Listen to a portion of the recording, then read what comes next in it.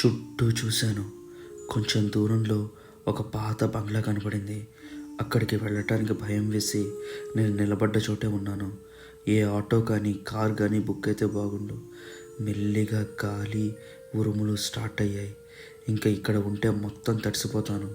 ఆ దూరంగా ఉండే బంగ్లాకి వెళ్తాను. అట్లీస్ట్ ఏవైనా సిగ్నల్ వస్తాయేమో ట్రై చేస్తాను. ఆ బంగ్లా దగ్గరికి వెళ్ళాను. అక్కడ మరీ చీకటిగా ఉంది. ఫ్లాష్ లైట్ ఆన్ చేసి మెల్లిగా డోర్ ఓపెన్ చేశాను. ఆ ఫ్లాష్ లైట్ వెలుగుకి ఒక్కసారిగా గబ్బిలాలు నా మీదకి వచ్చేసాయి. నా ప్రాణాలు పోయినంత పని అయింది. ఆ గుండె దడ కొంచెం తగ్గాక మెల్లిగా నేను లోపలికి వెళ్ళాను.